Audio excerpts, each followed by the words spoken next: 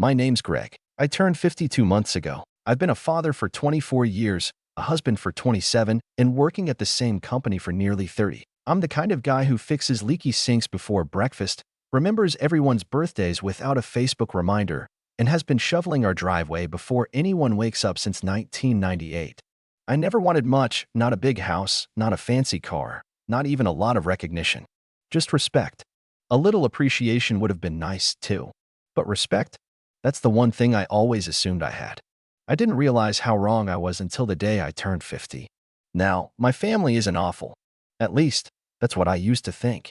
We've had our ups and downs, like any family.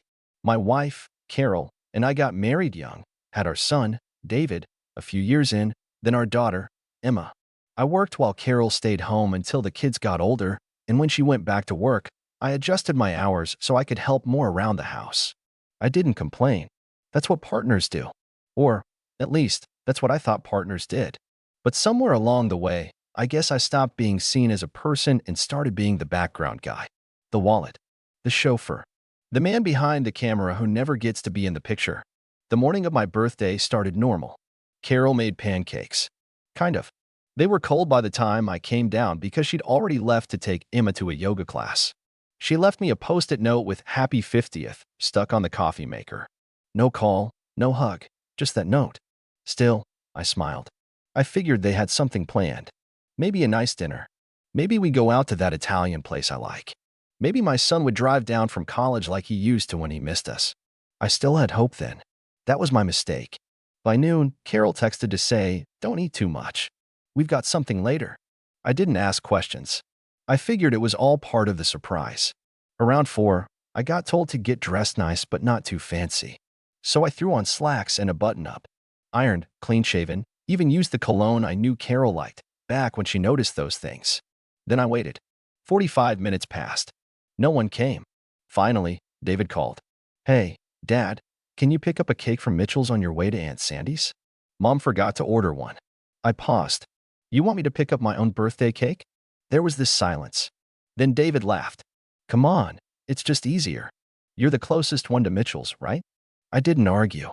I picked up the cake. Chocolate ganache with gold trim. Looked expensive, and probably was. I paid without saying a word.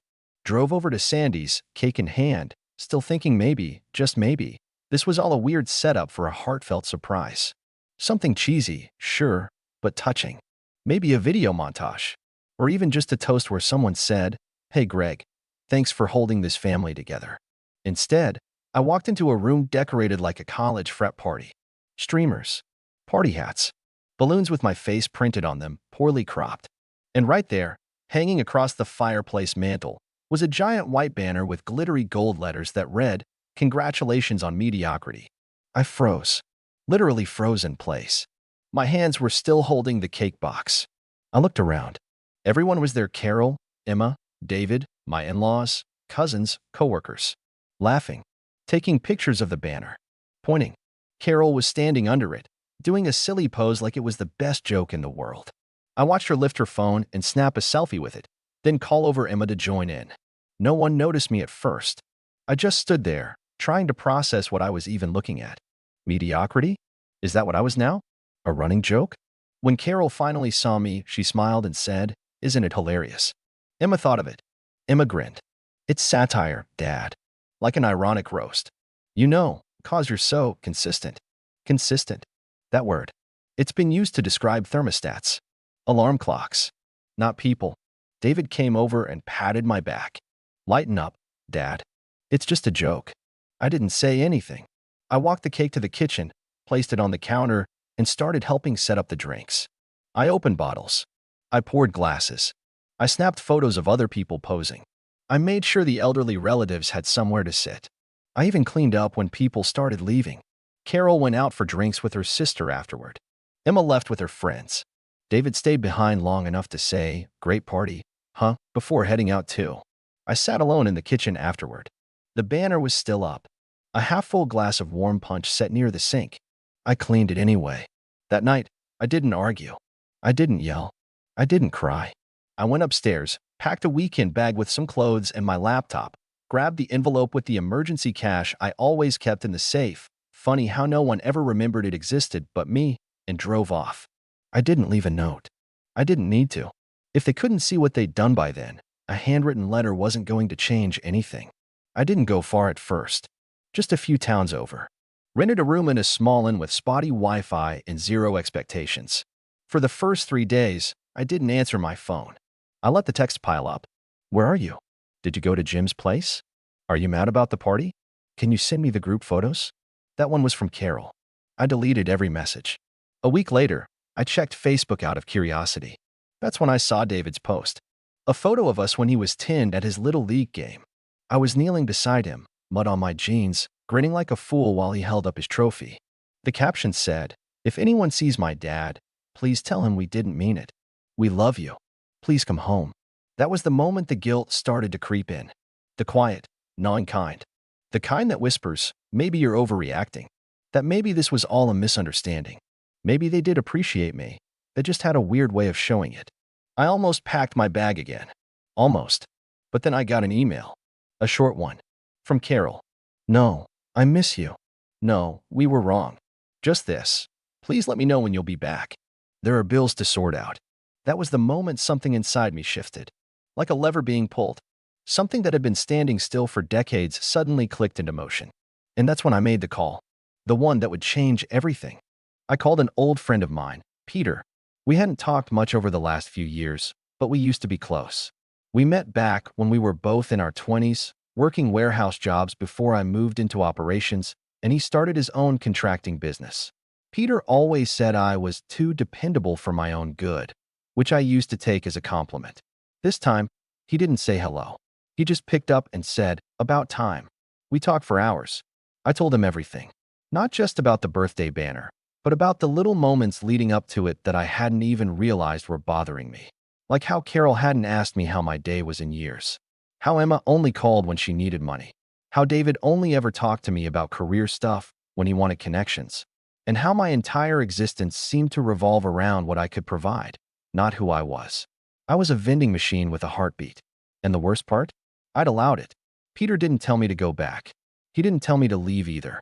He just said, "Maybe it's time you stop cleaning up everyone else's mess." That stuck with me. I extended my stay. I didn't reply to anyone. I called in some vacation days, had plenty saved up, obviously. I took long walks without telling anyone where I was going. Ate when I wanted. Slept without setting an alarm. I even brought a notebook and started jotting down things I wanted to do. Just for me. Not fix the porch or help Emma with her taxes. Actual things. Like, learn to cook something fancy. Take a solo trip. Start painting again. Things I hadn't done since I was 25 and still had dreams that didn't involve being an unpaid handyman. Meanwhile, the messages changed. Carol started with concern. "We miss you. Please talk to us." Then they turned impatient. "You're acting like a child." Then practical. "There's mail piling up, and the water heater needs checking." Eventually, they went silent. But I wasn't. I started remembering things. Like how Carol used to doodle in the margins of grocery lists when we were first married. How she once waited 3 hours outside my job to give me a kiss when I had a rough day. Where did that version of her go? Or maybe the better question was, where did we go? Somewhere between raising kids and mortgage payments and just get through this week. We forgot that we used to laugh. That we used to hold hands, even when we were mad. Now she could sit under a banner mocking me and pose for selfies. That's not a bad week. That's rot. Then there were the kids. David used to run into my arms when I came home. Emma used to ask me to tuck her in and tell her dumb stories about talking dogs. They used to listen. Now they barely look up from their phones. When I tried to have real conversations, I got shrugs and half smiles. And yet, I still paid their tuition. Still bought their books. Still dropped everything when they needed a ride, money, advice, comfort. I was always on call. Never off duty. Never appreciated. So I stopped being available. 1 week turned into 2. I finally rented a small cabin upstate. It was nothing fancy. A little place with a fireplace, a creaky porch swing, and a view of the lake. I signed a 3-month lease. I didn't tell anyone. I started writing. Not even for anyone else, just myself. I made coffee the slow way. I learned how to roast vegetables. I started painting again, badly, but enthusiastically. I found an old easel in a thrift shop and set it up by the window. I'd wake up at 6 a.m. just to watch the sunrise spill over the lake, and try to match the colors with acrylics that smelled like childhood. The silence wasn't heavy. It was healing. One night, after 3 weeks at the cabin, I finally decided to check my email. I had over 300 unread messages. I skimmed through them. Most were junk. A few from work. One from Emma that just said, "Can we please talk?" That one lingered. But what really caught me off guard was a voicemail I hadn't noticed until then. It was from my neighbor, Joe. "Hey Greg.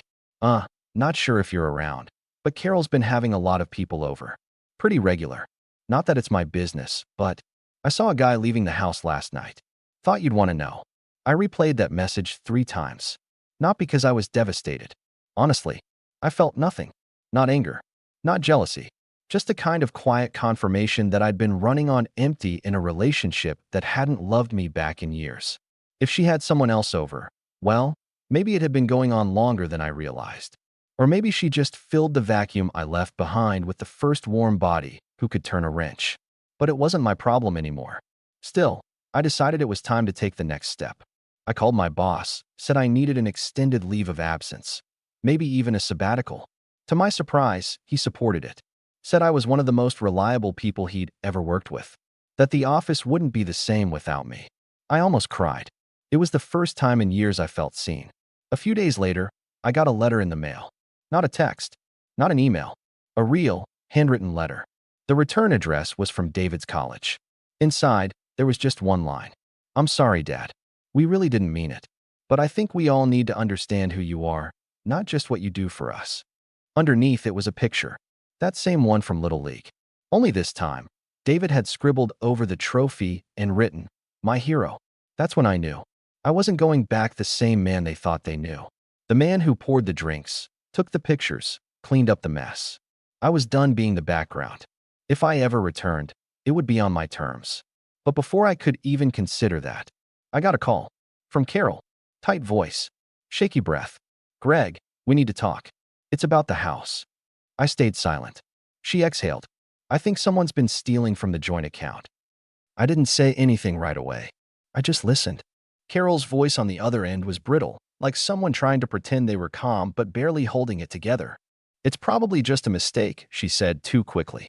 "A glitch or something. Maybe a card got compromised. I don't know. But some of the charges don't make sense. Furniture store. Weekend hotel. Golf equipment? I figured maybe you." "I haven't used the joint account in weeks," I said, my voice flat. Silence. Then she cleared her throat. "Okay, well, someone has. And it's not me." A pause. A long one. I could feel her trying to put the pieces together while pretending she hadn't already guessed where they might lead. That someone else, someone new, had likely helped themselves to the account I spent decades filling. I didn't ask her how much. I didn't ask who. I wasn't her husband anymore, not in the way she treated me. I was just the guy who used to fix the garbage disposal and carry the folding tables to the attic after birthday parties. Now, I was the guy who left, and she was realizing that behind all her independence and jokes and selfies, she might have actually needed me. "Carol," I said, keeping my voice calm. "You need to call the bank. Cancel the cards. Change the passwords. And move the money into an account with your name only." She was quiet for a moment. Then, "You're not going to help me?" It wasn't a question about the logistics. It was about control. About roles. About the old version of me that would have driven home immediately, checked the statements line by line, called the fraud department, and fixed it before she even hung up the phone. "I'm helping you by telling you what to do," I said. "But I'm not coming back to save you, Carol. Not anymore." I could almost hear her swallow her pride. What am I supposed to tell the kids? I felt the flicker of something old, sympathy, maybe. Guilt. But it passed. Because I remembered that birthday. That banner. That selfie. That smirk. And I thought about how it was me who'd driven David to every early morning SAT class, me who sat through Emma's dance recitals even when she didn't look up once to see if I was there, me who always cleaned up the wrapping paper while everyone else opened gifts. "You can tell them the truth," I said. "Tell them I got tired of being invisible." I hung up, and for the first time since I was 22, I felt completely free. But that wasn't the end. Not even close. Because 3 days later, I got an email from Emma. The subject line just said, "I'm sorry." I hesitated to open it. I didn't want another half apology or empty sentiment. But I clicked anyway. Inside was a wall of text. She talked about how at first, she thought I was just being dramatic. How Carol told them. He's probably at some cabin throwing a pity party, and they all laughed. But then the bills started piling up. The lawn was dying. The fridge broke. David's tuition payment bounced. And slowly, too slowly, they realized what I'd been doing all along. "We thought you just liked doing everything," she wrote. "We didn't think about how much work it was, or how little we ever said thank you." There was more. Stories I didn't expect. She remembered the time I stayed up all night fixing her science project when she cried because she'd forgotten about it. Or how I used to drive through blizzards just to be at her parent-teacher conferences. Little things. Quiet things. The kind no one claps for. "I guess we forgot that you had feelings too," she wrote. "That you weren't just the guy with the credit card and the car keys." She ended with, "Please come home. We miss you. We'll do better. I promise." I sat with that message for a long time. Long enough for the sun to go down and for the moon to start reflecting off the lake. And then I opened Facebook. David had posted again. A new photo. A shot of the backyard. The banner was gone. In its place was a homemade sign, hand-painted, crooked letters, and all, "Welcome home, Dad. We're sorry." I closed the laptop. And just as I stood up to walk outside and get some air, my phone buzzed. It was a message from my bank. "Alert. Unusual activity detected. Joint account access attempted by unknown device." I stared at the screen. And slowly, a smile crept across my face. Because what no one knew, not Carol, not the kids, not even Peter, was that I'd already moved most of the money. Not just to a separate account, but into something bigger. Something I'd been working on quietly in the background for the last few weeks. Something that would finally put me first. Something no one would see coming. I didn't reply to the bank notification right away. I just watched the screen for a few seconds, then locked my phone and walked out onto the porch. The lake was quiet, the sky just beginning to turn that deep indigo that comes before true night. The air was cool, crisp, like it was telling me to breathe deeper than I had in years. I sat down on the porch swing, the wood creaking under me, and looked out at the water. This little cabin, this pocket of silence, it had become more than a getaway. It was a reset. A space where I'd finally heard my own thoughts without them being drowned out by chores, demands, or just one more thing, Greg. And in that silence, I'd built something. A few weeks ago, after that first phone call with Peter, I had quietly started shifting money out of the joint account. Not all at once, just enough, little by little, to avoid attention. I sold some stock options I hadn't touched in years, cashed in a long-forgotten savings bond. Even transferred ownership of the second car into my name before Carol could realize it. I did it not out of spite, but because I knew what was coming. I knew Carol would scramble. I knew the kids would panic. And I knew, deep down, that if I ever wanted a chance at a different kind of life, a life where I wasn't just Dad the chauffeur or Greg the fixer, I'd have to carve it out myself. So I bought a property. Not just any property. An old lakeside cottage community about 2 hours from the city. 6 cabins total, most of them run down but structurally sound. The owner was retiring, and the price was shockingly low. It was the kind of thing people call a money pit, but I saw potential. I saw freedom. I'd always loved building things. I'd renovated our garage once with my bare hands, rewired the basement, taught myself carpentry on weekends. But this was mine. A place I could fix up, rent out, maybe even turn into a business someday. No one else's dream. Just mine. And now, sitting on that porch with my savings safe and my mind clear, I knew exactly what I needed to do. I picked up my phone and finally responded to Emma's email. "I love you, Em. I always will. But I can't come home. Not to the version of it we had. If you really want to see me, come visit. Bring your brother. No expectations. No requests. Just yourselves. I'll be here, at the place I built. For once, I want you to see what I've made for me." She responded an hour later. Just one line, "We're on our way." A few days passed. The silence remained, but it wasn't lonely anymore. I started repainting the inside of the first cabin, soft blue walls, new kitchen tiles. It felt good to be building something that would last, something real, something that wasn't just a temporary patch on someone else's leak. When Emma and David finally arrived, they looked different, smaller somehow, more uncertain. I met them at the dock. Emma ran up and hugged me without saying a word. David looked me in the eye, nodded, and said, "I'm sorry, Dad, for everything." We talked late into the night. No phones, no distractions, just stories, laughter, some tears. They saw the cabins, helped me clean out the next one. I showed them my notebook, my sketches for renovations, plans for a guest lodge, maybe even a community garden.